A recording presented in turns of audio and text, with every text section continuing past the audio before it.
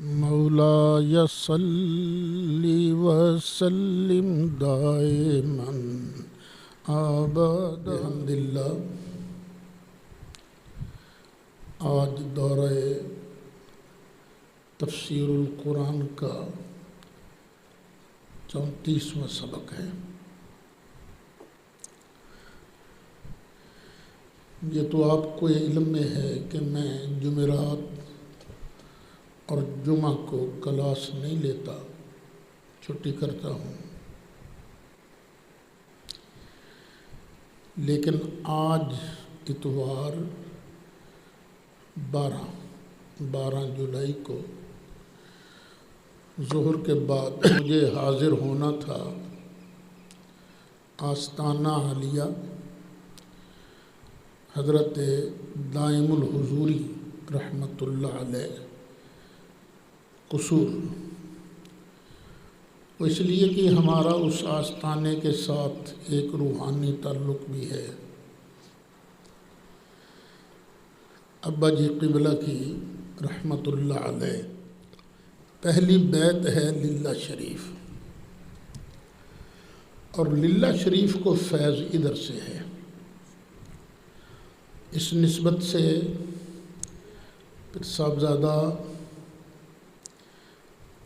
علی حیدر شاہ صاحب ابھی نوجوان ہیں، ذمہ داریاں سر پر آن پڑی ہیں، انہوں نے مجھے یاد فرمایا میرے ملت حضرت مولانا پیر سید حافظ محمد منور حسین شاہ صاحب جماعتی دامت برکاتہم العالیہ، انہوں نے بھی حکم دیا، اور ہمارے بڑے معروف خطیب حضرت مولانا مفتی محمد اقبال صاحب چشتی زید شرفہ، ان کی بھی خواہش تھی، انہوں نے بھی فرمایا۔ تو آج ظہر کے بعد میں وہاں حاضر تھا، احتیاطاً میں نے وہ جمعرات کو سبق پڑھا دیا تھا کہ ہو سکتا ہے اتوار کو چھٹی ہو جائے، لیکن پھر سوچا کہ نہیں، کوئی پتہ نہیں کب کوئی اور چھٹی آ جائے، تو سبق میں ناغہ زیادہ نہیں ہونا چاہیے۔ بس دعا فرمائیے کہ جو کام شروع کیا گیا ہے اللہ تعالیٰ اخلاص کے ساتھ قرآن مجید فرقان حمید کی صحیح تفسیر بیان کر لینے کی اور اس کو مکمل کر لینے کی سعادت نصیب فرمائے۔ آیت کریمہ تلک امۃ قد خلت لہا ما کسبت ولکم ما کسبتم پر گفتگو شروع تھی، اور جو مشہور اعتراض کیا جاتا ہے اس آیت کے پیش نظر مرنے والوں کو زندوں کی نیکیوں کا کوئی ثواب نہیں پہنچتا، تو اس کا جواب عرض کیا جا رہا تھا۔ قرآن مجید فرقان حمید کی آیات مبارکہ سے استدلال کر لیا گیا ہے، اب احادیث مبارکہ کی باری ہے۔ میں نے عرض کیا تھا کہ اس موضوع پر ہمارے پاس صحیح احادیث مبارکہ بھی ہیں اور ضعیف بھی ہیں، اور ضعیف حدیث کا حکم یہ نہیں ہوتا کہ اس کو ماننا ہی نہیں، اس کے مضمون پر عمل کرنا ہی نہیں۔ یہ جو ہمارے پاس ضعیف حدیثیں ہیں یہ قرآن مجید فرقان حمید کے آیات کریمہ کا جو مضمون ہے اس کی بھی تائید کر رہی ہیں اور صحیح حدیثوں کی بھی تائید کر رہی ہیں، تو اس لیے جو حدیثیں پڑھی جائیں گی ان میں صحیح بھی ہوں گی ضعیف بھی ہوں گی، تو وہ ضعیف بھی مل کر تقویت کا سامان بنتی ہیں۔ حضرت مجاہد بڑے مشہور تابعی ہیں، حضرت سیدنا عبداللہ بن عباس رضی اللہ عنہما سے روایت کرتے ہیں کہ نبی مکرم شفیع معظم جان دو عالم صلی اللہ علیہ وسلم نے ارشاد فرمایا مل میت فی القبر الا کالغریق المتغوث، جس طرح بندہ دنیا کے اندر پانی میں ڈوب رہا ہو، فریاد کر رہا ہو، اسی طرح قبر کے اندر بھی میت اسی فریادی کی طرح ہوتی ہے۔ جس طرح پانی میں ڈوبنے والا سہارے کا منتظر رہتا ہے کوئی آئے اسے بچائے، اسی طرح قبر میں جو میت ہے وہ ینتظر دعوتن، وہ دعا کا انتظار کرتی ہے، تلحقہ من اب او ام او اخ او صدیق لہ، کہ اس کو ماں کی طرف سے دعا پہنچے، باپ کی طرف سے دعا پہنچے، بھائی کی طرف سے دعا پہنچے، دوست کی طرف سے دعا پہنچے، اور پھر جب اس کو قبر کے اندر دعا پہنچتی ہے تو پھر وہ بڑا خوش ہوتا ہے۔ کتنا خوش ہوتا ہے کہ اگر یہ مرنے والا دنیا میں ہوتا اور پوری دنیا کی ساری دولت بھی اسے مل جاتی،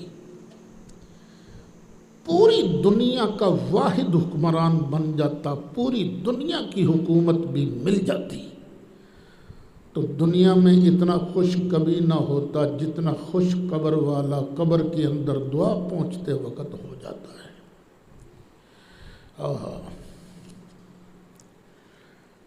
نبی کریم علیہ السلام نے ارشاد فرمایا وَإِنَّ اللَّهَ عَزَّ وَجَلَّ لَيُدْخِلُ عَلَىٰ أَهْلِ الْقُبُورِ مِنْ دُعَاءِ أَهْلِ الْأَرْضِ أَمْثَالَ الْجِبَالِ، کہ جب دنیا والے اپنی کسی میت کو دعا بھیجتے ہیں تو پتہ ہے اس کا ثواب کتنا پہنچتا ہے وہاں؟ بڑے بڑے پہاڑوں کی طرح ثواب کے ڈھیر وہاں لگ جاتے ہیں۔ وَإِنَّ هَدِيَّةَ الْأَحْيَاءِ إِلَى الْأَمْوَاتِ الْإِسْتِغْفَارُ لَهُمْ، میں اس وقت دنیا میں ہوں، آپ دنیا میں ہو، ہم ایک دوسرے کو گفٹ دے سکتے ہیں، ہم ایک دوسرے کو تحفہ تحائف دیتے رہتے ہیں، ہمیں بھی ملتے رہتے ہیں، ہم بھی دیتے رہتے ہیں تحفے، لیکن اگر کوئی زندہ بندہ قبر والے کو تحفہ بھیجے تو کس چیز کا تحفہ ہے؟ فرمایا الاستغفار لہم، مرنے والوں کے لیے بخشش کی دعا جو ہے یہ سب سے بہترین تحفہ ہے، سب سے بہترین تحفہ۔ لوگ تو خیر مذاق اڑاتے ہیں، ان کا کام ہے مذاق اڑانا، ہو کہ تیجا کہاں سے آیا، کل کہاں سے آئے، ساتا کہاں سے آیا، 10واں 40واں یہ سب کہاں سے آئے؟ بھئی یہاں سے آئے ہیں۔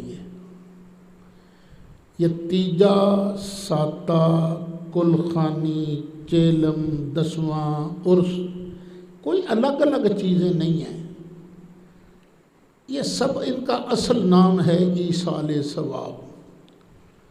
تیسرے دن کرو تو تیجا بن گیا، 7ویں دن کرو تو ساتا بن گیا، 10ویں دن کرو تو 10واں بن گیا، 40ویں دن کرو۔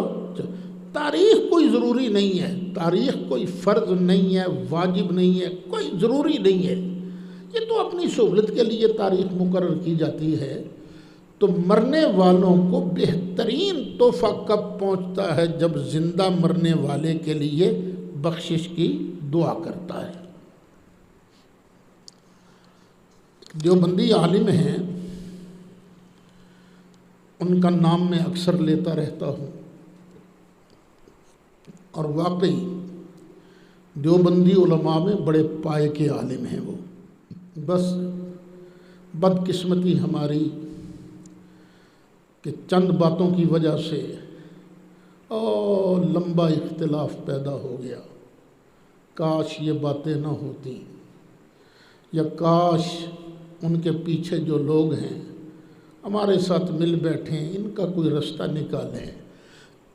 میرے بھائی، میرے بیٹے، میری بات یاد رکھنا، یہ وقت جو ہے پاکستان پر بڑا نازک وقت ہے، آپس میں لڑائی کا وقت نہیں، توڑنے کا وقت نہیں، جوڑنے کا وقت ہے۔ لیکن جوڑنا بھی صرف کتاب و سنت پر ہے، بس کتاب و سنت سے انحراف کرتے ہوئے نہیں جوڑا جائے گا۔ برکت اسی میں ہوگی جو کتاب و سنت کو پیش نظر رکھ کر برکت کام کیا جائے گا۔ یہ علامہ اشرف علی تھانوی صاحب سے کسی نے پوچھا کہ کسی نے مرنے والے کو ثواب پہنچایا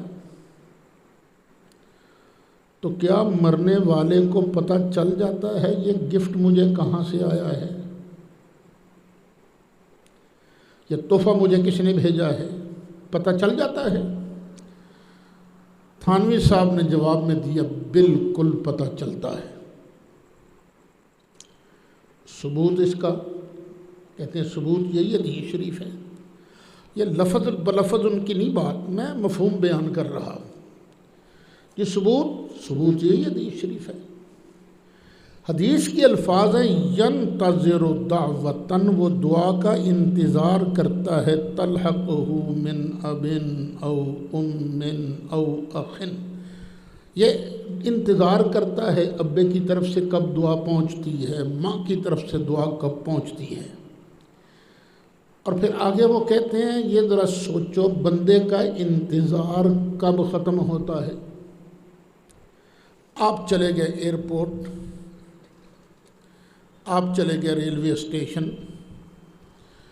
آپ کے کسی مہمان نے آنا ہے، آپ اس کو ریسیو کرنے چلے گئے، لوگ آ رہے ہیں، لاؤنج سے باہر آ رہے ہیں، لوگ آ رہے ہیں، آپ نے ایک کو دیکھا، دوسرے کو دیکھا، انتظار ختم نہیں ہوا۔ انتظار کب ختم ہوتا ہے؟ جب آنے والے مہمان کو آپ دیکھ لیتے ہیں، پہچان لیتے ہیں، جو ہی پہچانا اب انتظار ختم ہوا۔ تھانوی صاحب کے کہنے کا مقصد یہ ہے کہ اگر قبر والا گفٹ بھیجنے والے کے گفٹ کو پہچانے نہ تو اس کا انتظار ہی ختم نہیں ہوگا۔ تو انتظار کا ختم ہونا اس بات کی دلیل ہے کہ مرنے والے کو قبر کے اندر پتہ چلتا ہے یہ گفٹ اس نے بھیجا ہے، یہ گفٹ اس نے بھیجا ہے۔ یہ انہوں نے کہاں لکھا ہے؟ امداد الفتاوی جلد 5 صفحہ 399۔ میں نے خلاصہ بیان کیا ہے سمجھانے کے لیے، لفظ بلفظ ان کی بات نہیں ہے۔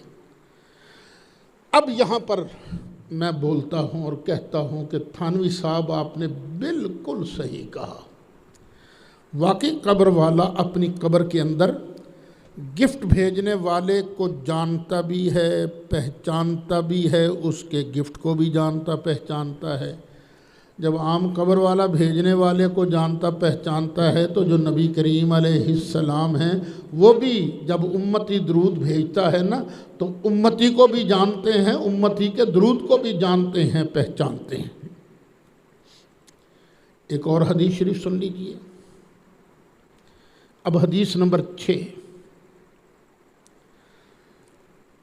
حضرت سیدنا ابو ہریرہ رضی اللہ عنہ، 4 حدیثیں کل سنائی تھیں، 5ویں یہ، اب 6ٹھی آ رہی ہے۔ حضرت سیدنا ابو ہریرہ رضی اللہ عنہ ارشاد فرماتے ہیں کہ نبی کریم علیہ السلام نے ارشاد فرمایا کہ اللہ تعالیٰ نا قبر کے اندر قبر والے کو یکدم پرموٹ کر دیتا ہے، اس کا درجہ اللہ بلند کر دیتا ہے۔ وہ حیران ہو کے اللہ سے پوچھتا ہے، یعنی میں یہاں بھی خلاصہ بیان کر رہا ہوں اپنے الفاظ میں، یا اللہ میں نے دنیا کے اندر جو نیک عمل کیے تھے تو نے قبول کر لیے، تو نے مجھے جنت دے دی. قبر بھی تو جنت کا باغ ہے نا، یہ جہنم کا گڑھا. یا اللہ اب تو میں نے کوئی نیکی نہیں کی، اور قبر میں اگر کوئی نیکی کرتا ہے تو وہ ثواب کے لیے نہیں، سواد کے لیے، تلذذ کے لیے. تو یا اللہ میں نے یہاں تو نیکی کی کوئی نہیں، میری یہ پروموشن کیوں ہو گئی؟ تو نے مجھے پروموٹ کیوں کیا؟ اس کی حکمت نبی کریم علیہ السلام نے ارشاد فرمایا فَيَقُولُ، اللہ ارشاد فرماتا ہے اے میرے بندے، تو نے یہاں نیکی تو نہیں کی، لیکن باستغفار والدک لک، تیرے بیٹے نے تیرے لیے بخشش کی دعا دنیا میں مانگی ہے، ہم نے تیرا درجہ قبر کے اندر بلند کر دیا ہے. مشکات شریف ہے، صفحہ 206 ہے، مصنف ابن ابی شیبہ ہے، جلد 10 ہے، صفحہ 397، اور الفاظ یہ مشکات کے ہیں. اسی حدیث کو حافظ عماد الدین ابن کثیر نقل کرنے کے بعد کہتے ہیں ھذا اسناد صحیح، یہ جو حدیث ہے نا اس کی سند بالکل صحیح ہے. اگرچہ اس حدیث کی تخریج ائمہ ستہ نے نہیں کی، یعنی جو صحاح ستہ کے حضرات ہیں، بزرگ ہیں، بخاری، مسلم، نسائی، ابو داود، ترمذی، ابن ماجہ، ان میں سے کسی نے اگرچہ اس حدیث کو نقل نہیں کیا لیکن ہے بالکل صحیح. اور اس حدیث کا ایک شاہد صحیح مسلم کے اندر موجود ہے، خود سیدنا ابو ہریرہ رضی اللہ عنہ سے. وہ یہ کہ نبی کریم علیہ السلام نے ارشاد فرمایا جب انسان جاتا ہے مر، خود تو فنش ہو گیا، خود تو مر گیا، دنیا سے اگلے جہان منتقل ہو گیا، اس کے اپنے عمل ختم، اپنے عمل اس کے منقطع ہو گئے، لیکن 3 چیزیں اس کی ختم نہیں ہوتی. ایک ہے صدقہ جاریہ. اس بندے نے دنیا میں پانی کا نل کا لگوایا، لوگ آتے جاتے ہیں، پانی پیتے جاتے ہیں، تو یہ صدقہ جاریہ ہے نا، تو اس کا ثواب مرنے والے کو قبر کے اندر پہنچتا رہتا ہے. صدقہ جاریہ کا ثواب پہنچتا ہے. اور چیز پہنچتی کسے ہے؟ جو زندہ ہو. غور سے اس حدیث کو سنو، اگر وہ عالم برزخ میں بالکل ہی فنش ہے، اس کو نہ کسی چیز کا فائدہ نہ کسی چیز کا نقصان، تو اس کا ثواب اس کو کیسے پہنچے گا؟ ثواب کا پہنچنا، صدقہ جاریہ کا ثواب پہنچنا اس بات کی دلیل ہے کہ مرنے والا نیک ہے، اس کے درجات کے اندر اضافہ ہو رہا ہے، اس کے سکھ چین میں اضافہ ہو رہا ہے. پہلی چیز جس کا اسے نفع ہوتا ہے وہ ہے صدقہ جاریہ. دوسری چیز وہ علم جس سے لوگ فائدہ اٹھائیں. مالک نیتوں کی اصلاح کرنے والا ہے. میری اللہ کی بارگاہ میں عرض ہے، دعا ہے، یا اللہ تو ستار بھی ہے، غفار بھی ہے، میری نیت کو یا اللہ درست کر دے. میں جو یہ درس قرآن دے رہا ہوں، دورہ تفسیر القرآن ریکارڈ کروا رہا ہوں، یا اللہ اس میں صرف تیری رضا کی نیت ہو.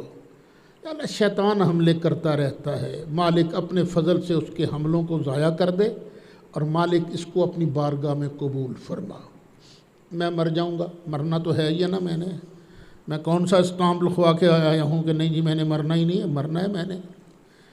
لیکن جب تک یہ میرا درس قرآن نیٹ پر موجود رہے گا، محفوظ رہے گا، جب تک لوگ اس سے فائدہ اٹھاتے رہیں گے، تب تک مجھے اس کا فائدہ قبر میں پہنچتا رہے گا.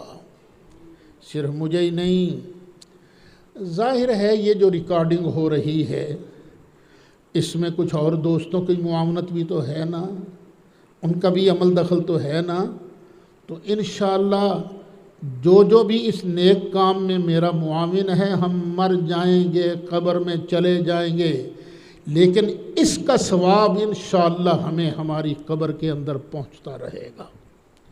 کتنی چیزیں ہو گئیں؟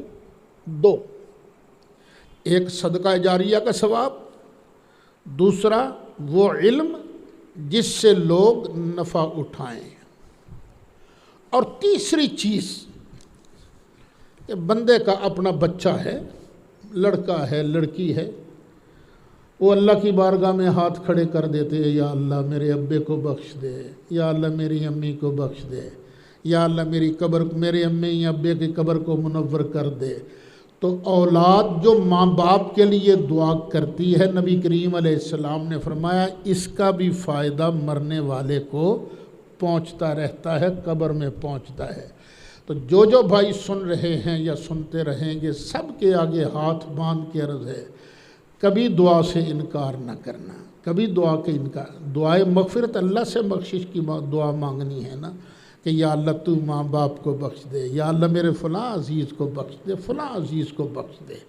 دیکھ لو آج اگر تم دعا کی عادت ڈالو گے نا مانگنے کی، تمہارے بچے دیکھیں گے، کہیں گے ابے کو دعا سے بڑا پیار تھا، تو جب تو مرے گا تو میرے بیٹے پھر تیری اولاد بھی تیرے لیے نا دعا کا اہتمام کرے گی۔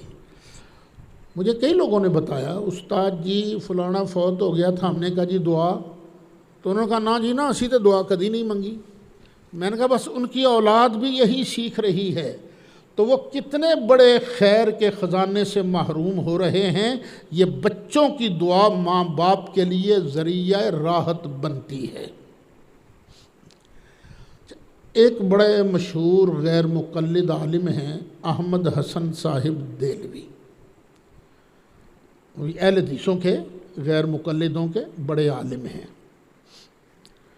اور کیا لکھتے ہیں اسی حدیث کو نقل کر کے، والحدیث یدل علی ایصال ثواب الاحیاء للاموات، یہ حدیث اس بات کی دلیل ہے کہ زندے جو ثواب پہنچاتے ہیں نا مردوں کو، وہ بات بالکل ٹھیک ہے، زندوں کے ثواب پہنچانے سے مردوں کو ثواب پہنچتا ہے، یہ حدیث اس بات کی دلیل ہے۔ تو الحمدللہ یہ دن مقرر کرنا کوئی ضروری نہیں، چیز مقرر کرنا کوئی ضروری نہیں۔ آپ جا رہے ہو، آپ نے دیکھا کیلے کا چھلکا پڑا ہوا ہے، آپ نے اللہ کو راضی کرنے کے لیے کیلے کا چھلکا اٹھایا، کسی ٹوکری میں ڈال دیا تاکہ کسی کا پاؤں اس پر آئے اور وہ پھسل کے چوٹ نہ لگوا بیٹھے، یہ بھی نیکی ہے۔ آپ یہ بھی نیکی کر کے کہہ سکتے ہو رب العالمین اس نیکی کا ثواب میں نے اپنے والدین کی روح کو بخشا، اس کا ثواب بھی پہنچتا ہے۔ بس ایک بات یاد رکھیے، ثواب پہنچتا ہے نیکی کا، اور نیکی کون سی ہوتی ہے؟ جو اللہ کی رضا کے لیے کی جائے، جو دکھلاوے کے لیے کی جاتی ہے نا، دکھلاوے کے لیے وہ نیکی نہیں ہوتی، نہ ہی اس کا ثواب پہنچتا ہے۔ میں نے دیکھا ہے کئی لوگ ایسے ہیں جو صرف اپنی ناک رکھنے کے لیے، برادری میں ناک نہ کٹ جائے 40واں ضرور کرانا ہے، جو ناک رکھنے کے لیے 40واں کرواتے ہو نا، سن لو، ناک رکھنے کے لیے کل کرواتے نا، ادھار لے کر ناک رکھنے کے لیے اس کا ثواب واب کوئی نہیں ہوگا، الٹا پھینٹا لگنے کا بھی امکان ہے۔ تو اللہ تعالیٰ ہمیں صحیح کتاب و سنت پر عمل کرنے کی توفیق نصیب فرمائے۔ 7ویں حدیث بھی سن لیجیے، مشکات شریف کے اندر بھی ہے، مسند امام احمد کے اندر بھی ہے۔ حضرت سیدنا جابر رضی اللہ عنہ وہ فرماتے ہیں کہ جب حضرت سیدنا سعد بن معاذ رضی اللہ عنہ کی وفات ہوئی تو ہم ان کو دفنانے کے لیے وہاں سے چلے، سرکار نے ان کی نماز جنازہ پڑھی، ہم نے پیچھے ادا کی، پھر ان کی قبر پر مٹی ڈالی، تو نبی کریم علیہ السلام نے نہ تسبیح پڑھنی شروع کر دی، سبحان اللہ سبحان اللہ سبحان اللہ سبحان اللہ سبحان اللہ سبحان اللہ، اور لمبی کافی دیر تک تسبیح پڑھتے رہے۔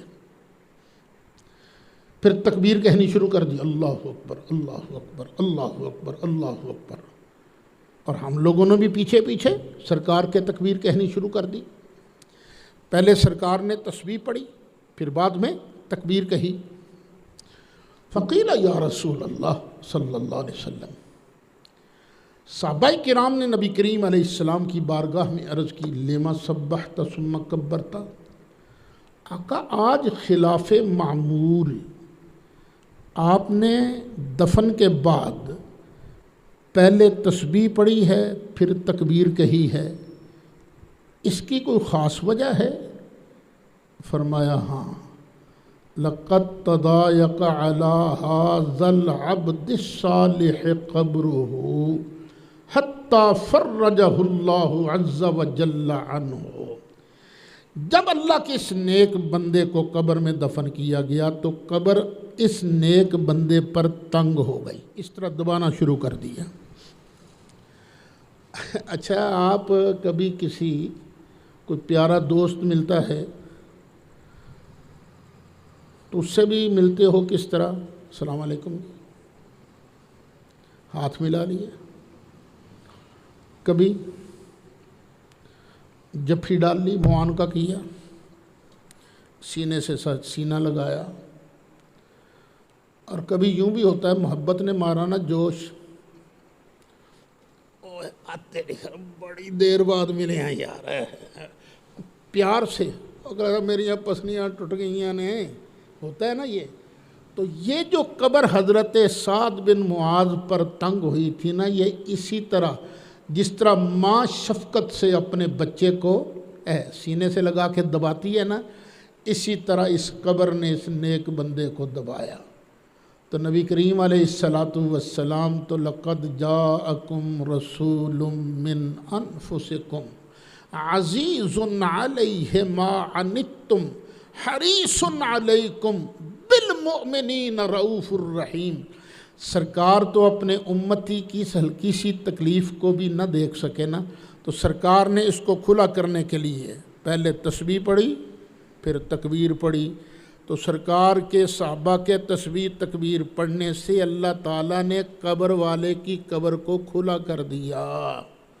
یہاں سے دو مسئلے معلوم ہوئے، ایک قبر پر اگر اللہ کا نام لیا جائے تو اللہ کے نام کی برکت سے قبر والے کو راحت محسوس ہوتی ہے، دوسرا صحابہ کرام بھی وہاں موجود تھے، صحابہ کرام کو تو پتہ نہیں چلا، ان کو تو نظر نہیں آیا اندر کیا ہو رہا ہے، لیکن مصطفیٰ کریم علیہ السلام کی نگاہ نبوت کے کمال کے قربان جائیں، سرکار اوپر جلوہ فرما ہیں، جلوہ فرما ہو کر قبر کے اندر کی حالت کا مشاہدہ فرما رہے ہیں۔ تو مصطفیٰ علیہ السلام کو کبھی اپنے جیسا نہ سمجھنا، وہ خدا نہیں ہے، نا خدا نہیں ہے، وہ معبود نہیں ہے، عبد ہیں، وہ خالق نہیں مخلوق ہیں، یہ ساری باتیں بالکل بجا ہیں، لیکن ہم جیسے بھی نہیں ہیں، ہم سارے ایک طرف ہوں، اللہ کا محبوب اکیلا ایک طرف ہو، شان میں مرتبے میں کمالات میں اللہ کا محبوب ہم سب سے زیادہ آگے۔ 8ویں حدیث، یہ حدیث جو ہے اس مشکات شریف صفحہ 26، مسند احمد جلد 3 صفحہ 360۔ حضرت امام مجاہد حضرت طاؤس سے اور حضرت طاؤس حضرت عبداللہ بن عباس سے روایت کرتے ہیں کہ نبی کریم علیہ السلام ایک مرتبہ 2 قبروں کے پاس سے گزرے جن کو قبروں کے اندر عذاب ہو رہا تھا۔ وما يعذبان فی کبیر، کوئی بہت بڑا گناہ نہیں تھا جن کی وجہ سے ان کو پھینٹا لگ رہا تھا، بڑا گناہ نہیں تھا، جن کو لوگ معمولی گناہ سمجھتے ہیں نا، وہ گناہ تھے۔ وہ گناہ کیا تھے؟ ایک قبر والا پیشاب کے چھینٹوں سے نہیں بچا کرتا تھا، چل کوئی نہیں، چھوڑا یا چھٹا ہی ہے نا، پیا خیر ہے۔ اور دوسرا چغلی کر لیتا تھا، چغلی کر لیتا تھا۔ تو ان دو وجوہات کی بنا پر قبر والوں کو قبر میں عذاب ہو رہا تھا۔ نبی کریم علیہ السلام نے کیا کیا؟ ایک کھجور کی ٹہنی لی، مثلا یہ ہے، یہ پتہ نہیں اب یہ کس کی ہے، کھجور کی ٹہنی لی، اس کو ایسے نہیں توڑا، ایسے نہیں توڑا، بلکہ یوں کر کے نا، یوں کر کے درمیان سے اس کو آدھا آدھا کر کے نا دو حصے کیے۔ ایک کھجور کی سبز ٹہنی، ہری ٹہنی کے دو حصے کیے۔ پھر نبی کریم علیہ السلام نے ایک ٹہنی کو ایک قبر پر گاڑا، دوسری ٹہنی کو دوسری قبر پر گاڑا۔ صحابہ نے عرض کیا، آقا یہ اس کی حکمت کیا ہے؟ آپ نے یہ ہری بھری ٹہنی یہ قبروں پر گاڑی ہے، اس کی وجہ کیا ہے؟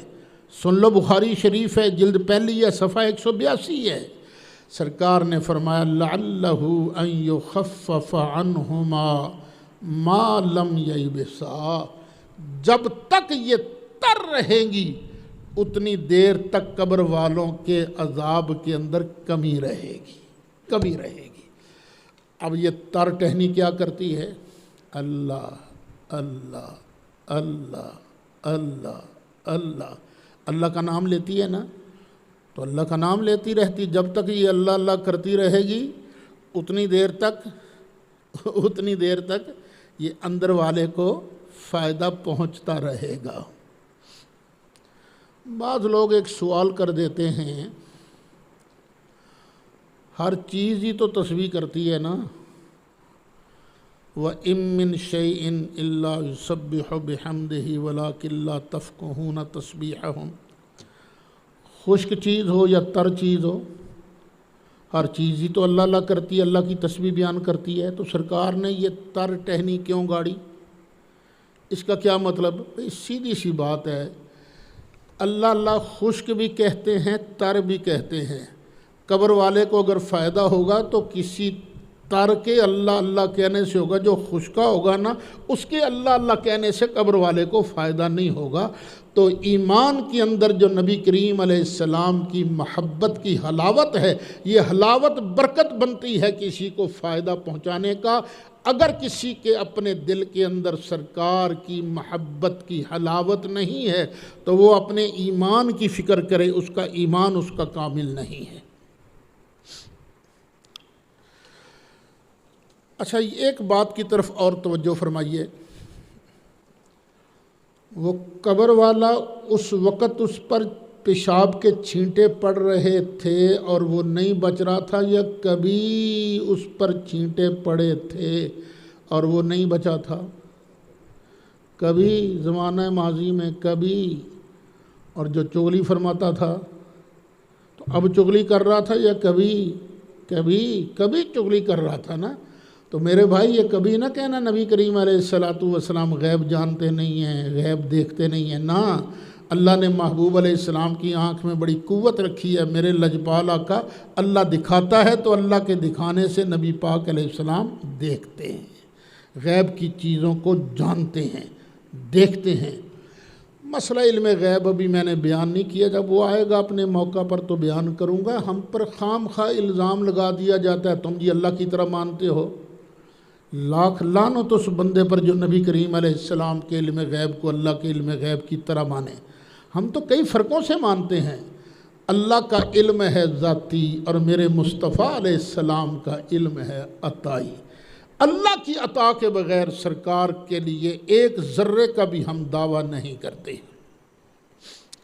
اچھا، بہت بڑے مشہور محدث مفسر گزرے ہیں، امام قرطبی رحمۃ اللہ علیہ۔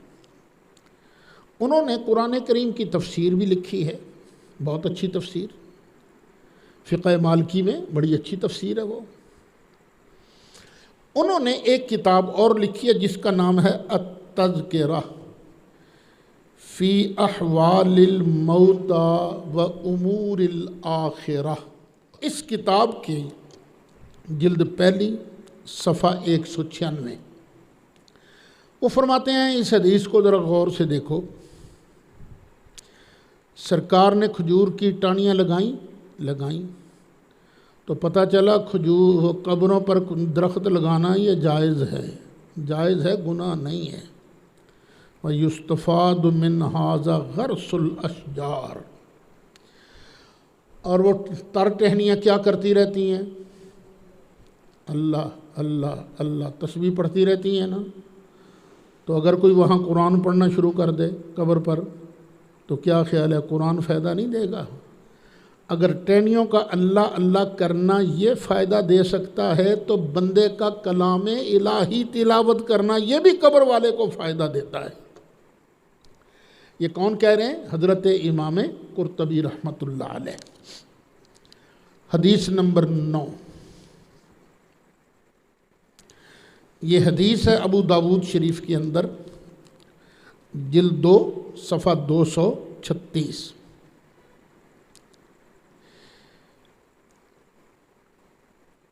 حضرت سیدنا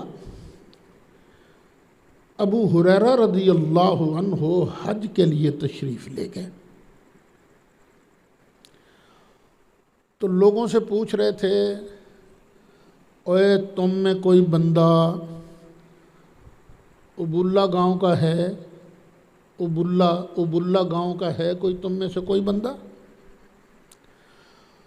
تو راوی کہتے ہیں جن کا نام ہے ابراہیم بن صالح بن درہم، وہ کہتے ہیں میں نے اپنے باپ سے یہ حدیث سنی تھی کہ ہم حج پر گئے تو وہاں، تو ہم نے کہا جی ہاں ہم ہیں ابولا بستی کے۔ تو پوچھنے والے تھے حضرت سیدنا ابو ہریرہ رضی اللہ عنہ۔ ابو ہریرہ، حضرت ابو ہریرہ نے ارشاد فرمایا، کوئی تم میں ہے جو مجھے ضمانت دیوے اس بات کی کہ وہ مسجد عشار میں 2 رکعت ادا کرے گا یا 4 رکعت ادا کرے گا، اور 2 رکعت یا 4 رکعت ادا کرنے کے بعد کہے گا ہاذہ لابی ہریرہ، میں یہ 2 رکعت ابو ہریرہ کے لیے پڑھ رہا ہوں، 4 رکعت ابو ہریرہ کے لیے پڑھ رہا ہوں، یعنی مجھے ایصال ثواب کرے، کوئی گارنٹی دیتا ہے؟ کیوں؟ سمعت خلیلی ابا القاسم صلی اللہ علیہ وسلم، میں نے اپنے پیارے خلیل جانی دوست نبی مکرم شفیع معظم صلی اللہ علیہ وسلم سے سنا ہے کہ سرکار ارشاد فرماتے تھے، ان اللہ یبعث من مسجد العشار یوم القیامت شہداء، کہ قیامت کے دن اس مسجد سے، اس کے ارد گرد سے اللہ تعالیٰ ایسے شہیدوں کو کھڑا کرے گا، اسی مسجد عشار جو ابولا بستی کی مسجد ہے، لا یقوم مع شہداء بدر غیرہم، کہ ان کا مقابلہ بدر کے شہیدوں کے علاوہ کوئی اور کر نہیں سکے گا، قربان جائیں۔ یعنی یہ 2 رکعت پڑھ کے مجھے ثواب پہنچاؤ، کیوں؟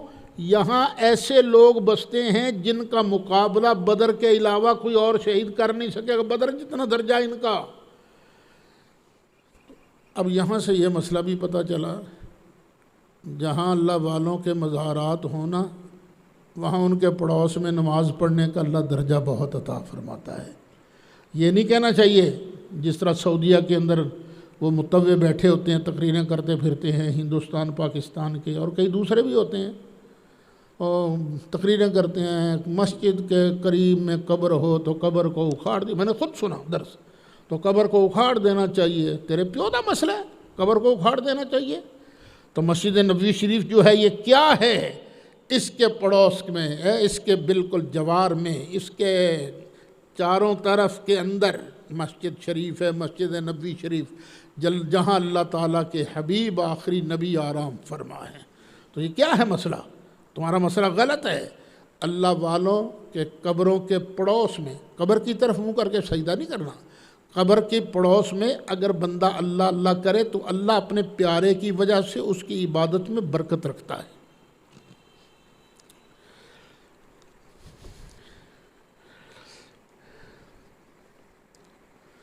اچھا، یہ جو عبادت ہے نا، عبادت، پہلے تو ہم یہی بیان کرتے آئے نا کہ عبادت کا ثواب پہنچا مردے کو، قبر والے کو ثواب پہنچا، قبر والے کو ثواب پہنچا۔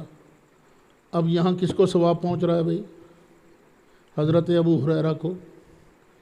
فرماتے ہیں نا، کون ہے جو مجھے ضمانت دیتا ہے کہ 2 رکعت یا 4 رکعت پڑھ کے کہے حاذہ لی ابی ہریرہ تھا، اور ابو ہریرہ تو ابھی زندہ ہیں۔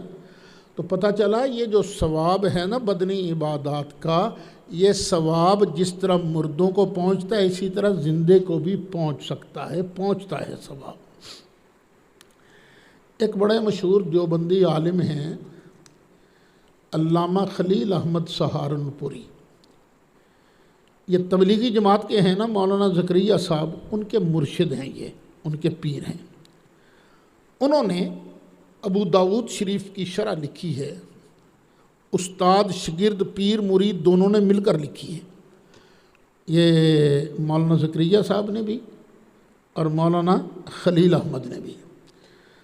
اس کے اندر یہ حدیث نقل کرنے کے بعد موجود ہے، فی الحدیث دلالۃ ان الطاعات البدنیہ توصل الی الغیر اجرها وان معاشر الاولیاء والمقربین تزار و تبرک بها، بذل المجہود جلد 6 صفحہ 109۔ اس حدیث میں اس بات کی دلیل ہے کہ عبادات بدنیہ کا ثواب دوسروں کو پہنچایا جا سکتا ہے، اور بے شک اولیاء اللہ اور مقربین کے معاصر کی زیارت بھی کی جاتی ہے، وہاں سے برکت بھی حاصل کی جاتی ہے۔ یہ تھے دیوبندی عالم۔ اب ایک غیر مقلد عالم ہیں علامہ شمس الحق عظیم آبادی، وہ بھی اسی حدیث کی شرح میں لکھتے ہیں امام ملا علی قاری کے حوالہ سے۔ امام ملا علی قاری نے کہا، میں ترجمہ ذکر رہا ہوں، عون المعبود شرح سنن ابو داود جلد 4 صفحہ 190۔ امام ملا علی قاری نے کہا کہ ہمارے علماء فرماتے ہیں کسی کی طرف سے حج کرنے میں اصل یہ ہے کہ انسان کو حق حاصل ہے کہ وہ اپنے عمل کا ثواب کسی زندہ یا مردہ کو بخش دے، خواہ وہ عمل حج ہو یا نماز، روزہ ہو یا صدقہ، یا اس کے علاوہ مثلا تلاوت قرآن حکیم اور دیگر ذکر اذکار۔ جب کسی شخص نے ان میں سے کوئی عمل ادا کیا اور اس کا ثواب کسی دوسرے کو بھیجا تو یہ جائز ہے، اور اہل سنت کے نزدیک اس کا ثواب دوسرے کو پہنچ جاتا ہے۔ بس یہاں ایک بات یاد رہے کہ اگر مرنے والے کے ذمے تھے فرائض تھے، اب اس میں علماء کا اختلاف ہے کہ یہ فرائض اگر کوئی دوسرا بندہ ادا کرے گا تو کیا مرنے والے کی طرف سے فریضہ ادا ہو گیا یا نہیں ہوا، لیکن جو نفلی عبادات ہیں ان کا ثواب قبر والے کو پہنچتا ہے۔ حدیث نمبر 10، مولا مرتضیٰ حضرت سیدنا علی کرم اللہ تعالی وجہہ الکریم، حسنین کریمین کے ابا جان سیدہ طیبہ طاہرہ حضرت فاطمہ زہرا رضی اللہ عنہا و سلام اللہ علیہا کے شوہر نامدار، وہ ارشاد فرماتے ہیں کہ نبی کریم علیہ السلام نے ارشاد فرمایا کہ جو بندہ قبرستان میں سے گزرے اور 11 مرتبہ قل هو اللہ احد پڑھے، کہاں سے گزرا؟ قبرستان سے۔ کتنی مرتبہ قل شریف پڑھا؟ 11 مرتبہ۔ ثم وہب اجرہ للاموات، پھر اس نے اس کا ثواب مرنے والوں کو بھیج دیا، بخش دیا، ثواب بخش دیا۔ اعطی من الاجر بعدد الاموات، تو اس قبرستان کے اندر جتنے مردے دفن ہیں نا، مثلا 500 مردے دفن ہیں، تو 500 مردوں کی تعداد کے برابر اللہ تعالیٰ پڑھنے والے کو ثواب عطا فرماتا ہے۔ اس حدیث کو نقل کس نے کیا ہے؟ یہ جماعت اسلامی کے بانی گزرے ہیں نا، مولانا مودودی صاحب، انہوں نے اپنی تفسیر تفہیم القرآن جلد 5 صفحہ 216 میں، امام قرطبی رحمۃ اللہ علیہ نے اپنی کتاب تذکرہ جلد 1 صفحہ 97 میں، اور امام جلال الدین سیوطی رحمۃ اللہ علیہ نے اپنی کتاب شرح الصدور کے اندر صفحہ 130 کے اندر اس حدیث کو نقل کیا ہے۔ تو عرض کرنے کا مقصد یہ تھا، یہ کبھی ضد نہیں کرنی چاہیے، اور نہیں جی دعا کا فائدہ ہی کوئی نہیں، دعاؤں کا فائدہ ہوتا ہے۔ وہ ایک لطیفہ ہی مشہور ہے نا، کہ ایک مولوی صاحب نے دوسروں کو، تو قرآن پڑھنا ہے تیری ماں نو کتوں پہنچنا ہے ثواب؟ اس نے گالی نکال کے تیری ماں نو ہے پہنچے، اس نے کہا تو گال کڑنا ہے، لڑ پڑا آگے سے۔ اس نے کہا ہوا کیا ہے، ناراض کیوں ہوتے ہو؟ اس نے کہا تو میری ماں نو گال کڈی ہے۔ انہوں نے کہا تیری ماں نو یہ پہنچ گئی ہے گال، تو توہین کیتی ہے ماں دی، دس تو پہنچ گئی گال، اور جب گال پہنچ سکتی ہے تو اللہ دا قرآن بھی تو پہنچ سکتا ہے نا۔ یہ دعائیں، یہ قرآن، یہ ساری چیزیں مرنے والوں کو پہنچتی ہیں۔ اب 11 نمبر حدیث، امام قرطبی نے ہی اس کو نقل کیا ہے۔ دیکھو انصاف کا ترازو تھامو، اگر ہم اصال ثواب کرنے کی وجہ سے بدعتی ہیں، اگر ہمیں گناہ ہے تو لگاؤ ان پر بھی فتویٰ کہ جس نے یہ حدیثیں نقل کی ہیں وہ بھی بدعتی ہے، یہ بھی گمراہ ہے، لگاؤ امام قرطبی پر فتویٰ، لگاؤ ان سب پر فتویٰ۔ اگر ان پر فتویٰ نہیں لگتا تو بیٹے ہم نے تمہارا کیا بگاڑا ہے؟ ہمیں ویسے سمجھاؤ، قرآن کہہ دے کہ بھئی قرآن پڑھنے سے کوئی فائدہ نہیں ہوتا تو ہم چھوڑ دیں گے۔ نبی کریم علیہ السلام کی صحیح حدیث پیش کر دو، اور ثواب کرنے، ثواب بھیجنے سے ثواب نہیں پہنچتا، تکلیف مت کیا کرو۔ بھی ہم تو قرآن و حدیث کے عاشق ہیں، صحیح حدیث کے جو قرآن کے مقابل نہ ہو، قرآن کو ماننے والے ہیں، صحیح سنت کو ماننے والے ہیں، اور اللہ تعالی ہمیں مرتے دم تک اسی پر رکھے۔ ہم قرآن و سنت کے مقابلہ میں تم جیسے کسی مولوی کی نہیں مانتے، کسی مولوی کی بھی نہیں مانتے، تم جیسوں کی کیسے مانیں گے؟ حضرت سیدنا عبداللہ بن عباس رضی اللہ عنہما آپ ایک حدیث نقل فرماتے ہیں کہ نبی کریم علیہ السلام نے فرمایا، بچہ جب استاد کے پاس جاتا ہے نا پڑھنے کے لیے، تو استاد کہتا ہے قل بسم اللہ الرحمن الرحیم، چل بیٹے پڑھ بسم اللہ الرحمن الرحیم، تو پتہ اس کا نتیجہ کیا نکلتا ہے؟ کتب اللہ براءۃ للصبی، اللہ تعالیٰ بسم اللہ الرحمن الرحیم پڑھنے والے بچے کو جہنم سے آزادی کا پروانہ لکھ دیتا ہے۔ وبراءۃ للمعلم، اور جو پڑھانے والا استاد ہے نا اس کے لیے بھی جہنم سے آزادی کا پروانہ لکھ دیتا ہے۔ وبراءۃ لأبویہ من النار، اور اس کے ماں باپ کے لیے بھی اللہ تعالیٰ جہنم سے آزادی کا پروانہ لکھ دیتا ہے۔ امام قرطبی کا تذکرہ فی احوال الموتى و امور الآخرہ جلد 1 صفحہ 97۔ اچھا، امام قرطبی اس حدیث کو نقل کرنے کے بعد جو گفتگو فرماتے ہیں اس کا خلاصہ اور ترجمہ سن لیجیے۔ وہ فرماتے ہیں کہ میت کی طرف سے اگر کوئی چیز صدقہ کی جائے، پانی صدقہ کیا گیا، کھانا صدقہ کیا گیا، کپڑا صدقہ کیا گیا، اگر کوئی چیز صدقہ کی جائے تو اس کا ثواب میت کو پہنچتا ہے، اس میں کسی کا اختلاف نہیں۔ یہ بات ہے بھی صحیح، وہابی بھی مانتے ہیں، دیوبندی بھی مانتے ہیں، سنی بھی مانتے ہیں، بھئی کھانے پینے کی چیزیں اگر تم اللہ کی رضا کے لیے صدقہ خیرات کرو، اس کا ثواب بھیجو تو اس کا ثواب پہنچتا ہے۔ امام قرطبی یہ بات لکھ کر آگے فرماتے ہیں، دعا ہو استغفار ہو، قرآن خوانی ہو، ان سب کی اصل بھی تو صدقہ ہی ہے۔ جس طرح صدقے کا ثواب میت کو پہنچتا ہے، اسی طرح ان چیزوں کا ثواب بھی میت کو پہنچتا ہے۔ کیوں؟ یہ جو صدقہ ہے نا، صدقہ، اس کا تعلق صرف مال سے نہیں، یہ مال کے ساتھ خاص نہیں، بلکہ ان میں سے ہر چیز صدقہ ہے۔ دعا بھی صدقہ، استغفار بھی صدقہ، قرآن خوانی، یہ سارے کا سارا کیا ہے؟ صدقات ہیں۔ جب صدقے کا ثواب پہنچتا ہے تو ان کا ثواب بھی پہنچتا ہے۔ اب وہ آگے دلیل دیتے ہیں نبی کریم علیہ السلام سے، جب کسی نے حالت سفر اور حالت امن میں قصر نماز کے بارے سوال کیا تو نبی کریم علیہ السلام نے فرمایا یہ تو صدقہ ہے جو اللہ نے تم پر کیا ہے، پس اللہ کے صدقہ کو قبول کرو۔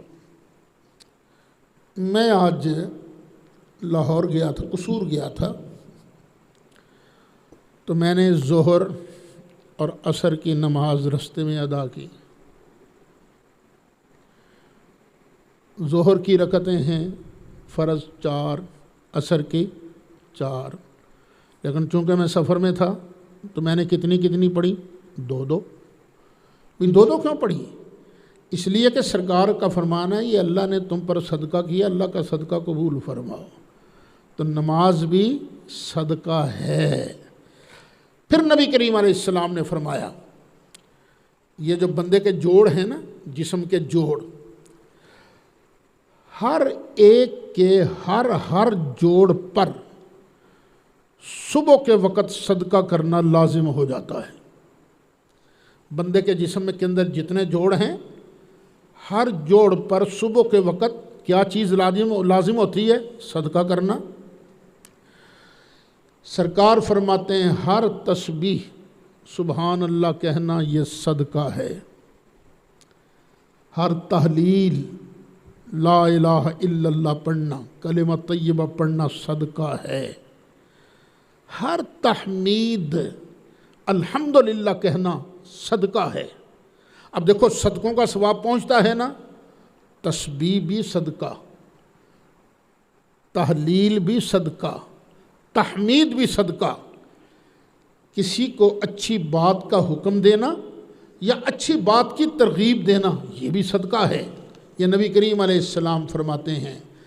اور بری بات سے کسی کو منع کرنا یہ بھی صدقہ ہے۔ چاشت کی رکعت جو ہے نا، ان سب کی طرف سے کفایت کر جاتی ہیں۔ اگر کوئی صبح کو سبحان اللہ نہیں کہہ سکا، الحمدللہ نہیں کہہ سکا، لا الہ الا اللہ نہیں کہہ سکا، چاشت کی نماز پڑھ لی نا، تو اللہ تعالیٰ یہ چاشت کی نماز کو سب کی طرف سے کفایت فرما دیتا ہے۔ اس کے کھاتے میں سبحان اللہ بھی لکھی جاتی ہے۔ ویسے معمول بنا لو، یہ جو ہے نا سبحان اللہ والحمد للہ ولا الہ الا اللہ واللہ اکبر، اس کو روز پڑھا کرو، کم از کم 111 مرتبہ اس کو روز پڑھا کرو۔ سبحان اللہ والحمد للہ ولا الہ الا اللہ واللہ اکبر، یہ پڑھا کرو۔ جنت میں تمہارے پلاٹ میں ایک بوٹا لگ جائے گا، پڑھا کرو اس کو۔ اور ایک دوسرا وظیفہ بھی ہے، سبحان اللہ وبحمدہ سبحان اللہ العظیم۔ سرکار نے فرمایا بولنے میں زبان پر بڑی آسانی سے چڑھ جاتے ہیں، کلمتان 2 کلمے ہیں، زبان پر بڑے ہلکے ہیں، رب رحمان کو بڑے پیارے ہیں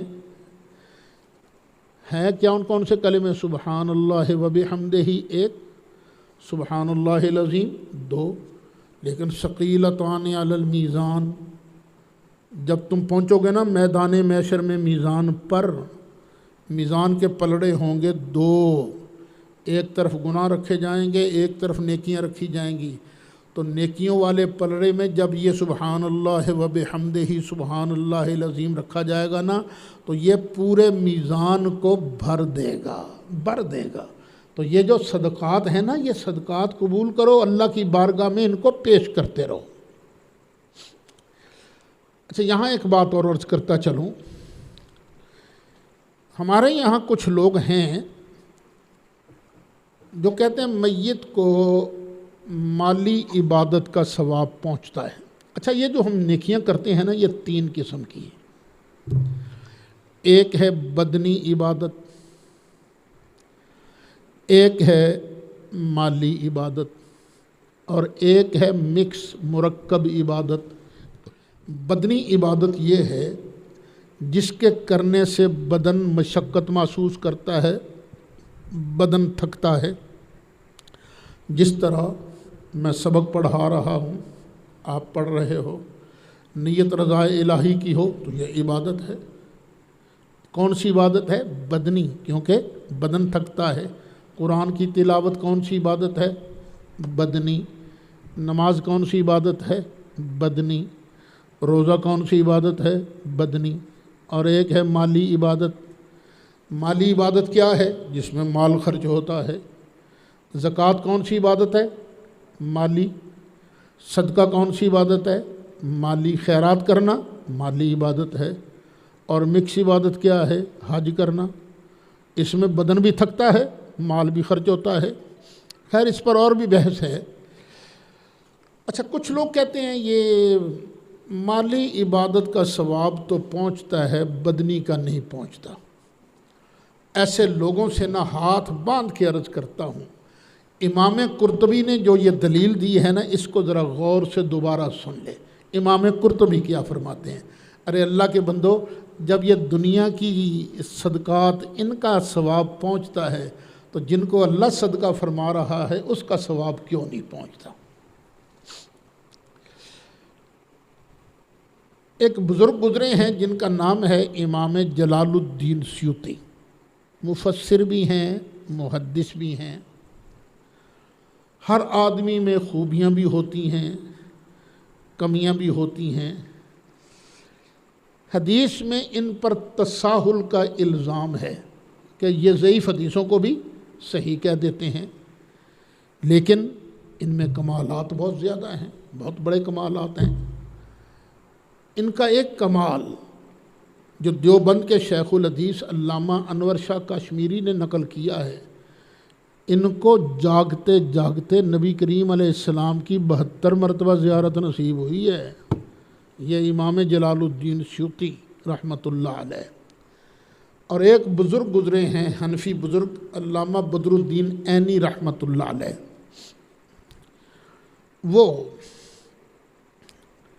ارشاد فرماتے ہیں بِأَنَّ الْمُسْلِمِينَ مَا زَالُوا فِي كُلِّ عَصْرٍ يَجْتَمِعُونَ وَيَقْرَؤُونَ لِمَوْتَاهُمْ مِنْ غَيْرِ نَكِيرٍ فَكَانَ ذَلِكَ اجماعا، کہ مسلمان ہر زمانے میں جمع ہو کر، ہر دور میں جمع ہو کر مسلمان اپنے مردوں کے لیے قرآن خوانی کرتے رہے ہیں اور کسی نے انکار نہیں کیا۔ جب کوئی انکار نہ کرے تو وہ بن جاتا ہے اجماع سکوتی۔ تو یعنی ان دونوں بزرگوں نے اجماع کا دعویٰ کیا ہے کہ مرنے والے کے لیے قرآن شریف پڑھ کر اس کی روح کو ایصال ثواب کرنا، اس پر مسلمانوں کا اجماع ہو چکا ہے۔ ہم غریب سنیوں نے یار آپ کا کیا بگاڑا ہے؟